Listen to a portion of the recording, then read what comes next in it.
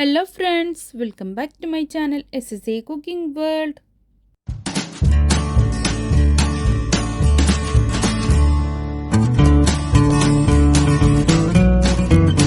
ഇന്ന് ഞാൻ നിങ്ങളുടെ മുമ്പിൽ വന്നിട്ടുള്ളത് നല്ല ടേസ്റ്റിയും വെറൈറ്റിയും ആയിട്ടുള്ള നമ്മളുടെ നാട്ടിലെ മുട്ടപ്പത്തിൻ്റെ റെസിപ്പിയുമായിട്ടാണ് കേട്ടോ.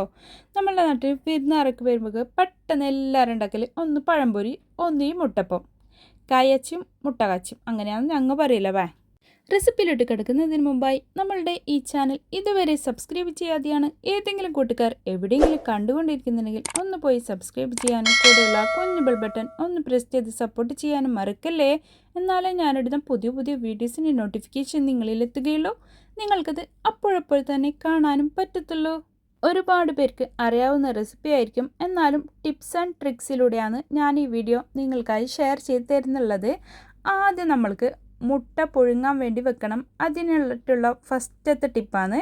അതിലേക്ക് ഉപ്പിട്ട് കൊടുക്കുക, പിന്നെ കുറച്ച് വിനീഗർ ഒഴിച്ചെടുക്കുക. അതെന്തിനാണെന്ന് വെച്ചാൽ ഈ മുട്ട പൊട്ടിയിട്ട് എത്ര നമ്മൾ സൂക്ഷിച്ചിട്ട് കൊണ്ടുവന്നാലും അത് വേവിക്കാൻ വെച്ചിട്ടാകുമ്പോൾ ഇങ്ങനെ മേലേക്ക് ഇങ്ങനെ നമ്മൾ മുട്ടമാലൊക്കെ ഉണ്ടാക്കുന്നില്ല, അതുപോലെ ആയിട്ടാണ് ഈ വെന്ത് വരുന്ന സമയത്ത് എല്ലാ സൈഡിലെ കൂടിയായിട്ട് ഓപ്പൺ ആയിട്ട് വരുന്നുള്ളത്. അപ്പോൾ അതില്ലാതിരിക്കാൻ വേണ്ടിയിട്ടാണ് ഈ വിനീഗറും അതുപോലെ തന്നെ ഉപ്പും ഇട്ട് കൊടുക്കുന്നുള്ളത് കേട്ടോ. അപ്പോൾ അതവിടെ വേവും വെക്കുന്ന സമയത്ത് നമ്മൾക്ക് ഒരു 3 വേണമെന്നുണ്ടെങ്കിൽ 3, മീഡിയം സൈസ് ആണെങ്കിൽ 3 എടുത്തോ, അല്ലെങ്കിൽ 2 മതി. വലിപ്പമുള്ള സവാള ആണെങ്കിൽ. എന്നിട്ട് നമുക്ക് ഈ മുട്ടൻ്റെ വെള്ളമെല്ലാം കളഞ്ഞിട്ട് നമുക്ക് ഇതിനെ നല്ലപോലെ തൊലിയൊക്കെ പൊളിഞ്ച് എടുക്കാം. ആ സമയത്ത് സവാളയൊക്കെ അരിഞ്ഞെടുത്തിട്ടുണ്ട്. അപ്പോൾ ഇതിൻ്റെ മുട്ടയൊക്കെ കാമ്പ് എന്ന് നമ്മൾ പറയല്, അതിൻ്റെ വെള്ള വേറെ മഞ്ഞക്കുരു വേറെ ആക്കി എടുത്ത് വെച്ചിട്ടുണ്ട്. ആ ടൈമിൽ നമ്മൾക്ക് ഇതിന് മസാല റെഡിയാക്കാൻ വേണ്ടിയിട്ട് ഒരു പാൻ വെച്ച് കൊടുത്തിട്ട് അതിലേക്ക് കോക്കനട്ട് ഓയിലാണ് കേട്ടോ ഒഴിച്ചെടുത്തിട്ടുള്ളത്. തേങ്ങ എണ്ണ ഒഴിച്ചെടുത്തിട്ട് നമുക്ക് ഈ സവാളനെ ഇട്ടിട്ട് ഒന്ന് വഴറ്റാം. നല്ലോണം വഴറ്റിയിട്ട് ചുവന്ന കളറിന്നാവണ്ടാവേ, കുറച്ചിങ്ങനെ കളർ ചേഞ്ച് ആയാൽ മതി. അപ്പത്തേന് നമ്മൾക്ക് ആ ടൈമിൽ തന്നെ കറിവേപ്പിലേനെ നല്ലോണം ചെറുതായിട്ട് അരിഞ്ഞിട്ട് ഇട്ട് കൊടുക്കാം. വെളുപ്പെണ്ണ ഇടിയോടെ തന്നെ ഇട്ട് കൊടുക്കുകയാണെങ്കിൽ അതും കുഴപ്പമൊന്നുമില്ല. ഈ ടൈമിൽ പെട്ടെന്ന് ഇതൊന്ന് ഇങ്ങനെ വാടിക്കിട്ടാൻ വേണ്ടിയിട്ട് അതിലേക്ക് ഉപ്പ് വന്നിട്ട് ഇട്ട് കൊടുക്കുന്നുള്ളത്. ഇതാ വെളുത്തുള്ളിയും മറ്റേ ഇഞ്ചിയിലെ അതും ഞാൻ ചതച്ച് വെച്ചിട്ടുണ്ടായിരുന്നുള്ളതാണ്. നമ്മളുടെ കയ്യിൽ പേസ്റ്റ് ഉണ്ടെങ്കിൽ അത് ഇട്ട് കൊടുക്കാം. പിന്നെ ഇതിലേക്ക് 2 പച്ചമുളകാണ് കേട്ടോ ഞാൻ ഇട്ട് കൊടുത്തിട്ടുള്ളത്. എരിവിന് ആവശ്യത്തിനനുസരിച്ച് നമുക്ക് ഈ ടൈമിൽ പച്ചമുളക് ഇട്ട് കൊടുക്കാം.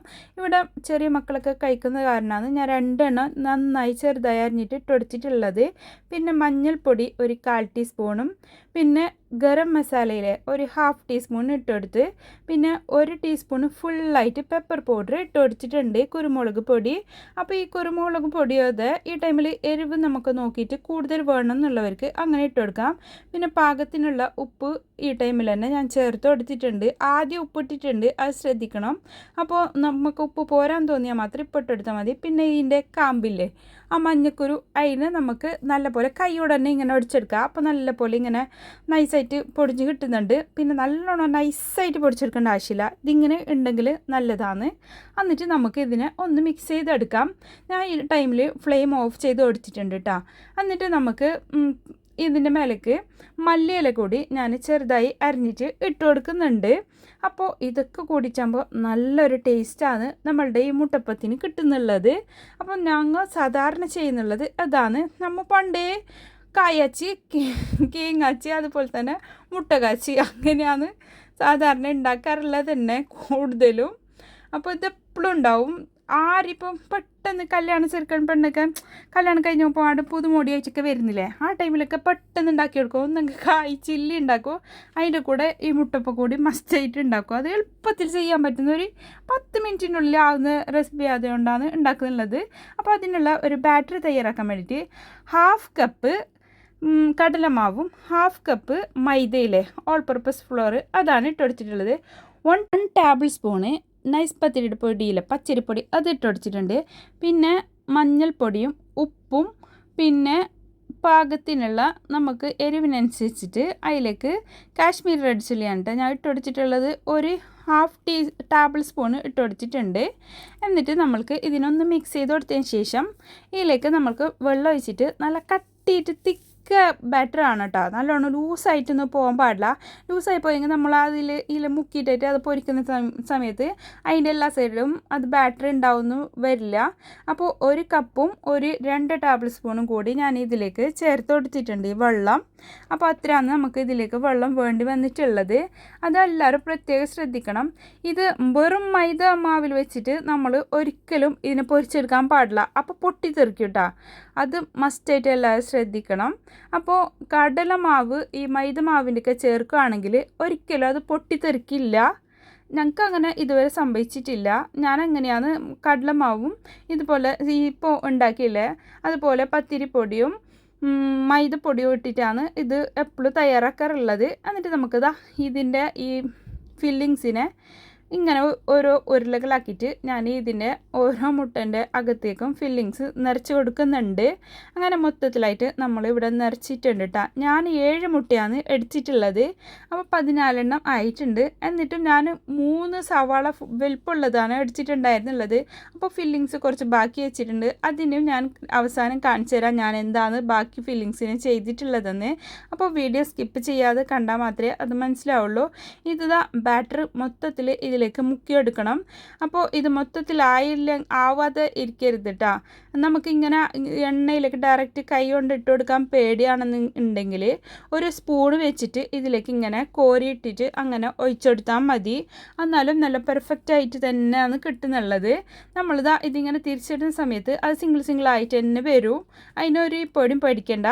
ഒരു സൈഡ് മൊരിഞ്ഞിട്ടാകുമ്പോൾ മറ്റേ സൈഡ് തിരിച്ചിട്ട് കൊടുത്തിട്ട് അങ്ങനെ ഇത് 2 സൈഡും മൊരിഞ്ഞിട്ടാകുമ്പോൾ നമുക്ക് ഇതിന് കോരി മാറ്റാം. ഇതൊട്ടും എണ്ണ ഒന്നും കുടിക്കത്തില്ല കേട്ടോ. അത് ഷുവറാണ്. നിങ്ങൾ ചെയ്തിട്ട് നോക്കിക്കോ. നമ്മൾ പണ്ടേ ഉണ്ടാക്കുന്ന റെസിപ്പി ആയതുകൊണ്ട് അപ്പോൾ നല്ല ഉറപ്പുണ്ട് ഒന്നും ആവില്ലാന്ന്. എണ്ണയിൽ പൊട്ടിത്തെറിക്കുമെന്നല്ല പേടിൻ്റെ ആൾ അത് അതിൻ്റെ ഇട്ടിട്ടായിട്ട് കുറച്ച് അങ്ങോട്ട് മാറിയിട്ട് നിന്നോ കുഴപ്പമൊന്നുമില്ല. അതെന്തായാലും ഞങ്ങൾക്ക് ഇത് ഇത്ര കാലമായിട്ട് അങ്ങനെ പൊട്ടിത്തെറിച്ചിട്ടൊന്നുമില്ല. അപ്പോൾ അതാ നമ്മളുടെ പെർഫെക്റ്റ് ആയിട്ടുള്ള മുട്ട ബജി എന്നും പറയുന്നുണ്ട്. എഗ്ഗ് സ്റ്റഫ്ഡ് എന്നാ അങ്ങനെയല്ല പറയുന്നത്. എല്ലാവരും എന്തെല്ലോ പറയുന്നുണ്ട് ഇതിനെ. അപ്പോൾ നമ്മൾ നാട്ടിലത്തെ മുട്ട കാച്ചി മുട്ടപ്പം അങ്ങനെയാണ് നമ്മൾ എപ്പോഴും പറയല്. പിന്നെ മുട്ട നിറച്ചതെന്നും പറയും. അപ്പോൾ ഈ റെസിപ്പി ഒരു തവണയെങ്കിലും ഉണ്ടാക്കാത്തവർ ആരും ഉണ്ടായിരിക്കില്ല. എന്നാലും ഉണ്ടാക്കാത്തവർ ആരെങ്കിലും ഉണ്ടെങ്കിൽ ഒരു ചായ തിളക്കുന്ന സമയം മതി ഇത് റെഡിയാക്കി എടുക്കാൻ വേണ്ടിയിട്ട്. അപ്പോൾ എല്ലാവരും ഇന്ന് തന്നെ ഉണ്ടാക്കിയിട്ട് നോക്കിക്കോ. നല്ല 100% ടേസ്റ്റ് ആണ് ഇതിനുള്ളത്. ഇതിൻ്റെ ഫില്ലിങ്സ് കുറച്ച് ബാക്കി വന്നതെന്ന് ഞാൻ പറഞ്ഞിട്ട് ആ ബാക്കി വന്ന ഫില്ലിങ്സിനെ ഞാൻ ഓരോ ബോൾസ് ആക്കിയിട്ട് ഇതേ ബാറ്ററിൽ മുക്കിയിട്ട് പൊരിച്ചെടുത്തതാണ് കേട്ടോ. ഇതിങ്ങനെ കഴിക്കാനും എന്തോ ഒരു ടേസ്റ്റ് തന്നെ. നിങ്ങൾ അങ്ങനെയുള്ള ബാക്കിയെല്ലാം ഉണ്ടെങ്കിൽ അതിനെ നാളെ വേറെ ആക്കാമെന്നെല്ലാം പറഞ്ഞിട്ട് ഫ്രിഡ്ജിൽ വെച്ചിട്ട് പിന്നെ അത് കളയേണ്ടി വരും. അപ്പോൾ അങ്ങനെയൊന്നും ചെയ്യാതെ നമ്മളതിനെ ഇങ്ങനെ ബോൾസ് ആക്കിയിട്ട് അതേ ബാറ്ററിൽ തന്നെ നമ്മൾ കട്ടിക്കല്ല ബാറ്റർ ഉണ്ടാക്കുന്നത് അതേ ബാറ്ററിൽ തന്നെ ഇങ്ങനെ പൊരിച്ചെടുത്താൽ മതി. അത് കഴിക്കാനും വേറെ തന്നെ ഒരു ടേസ്റ്റ് തന്നെയാണ് കേട്ടോ.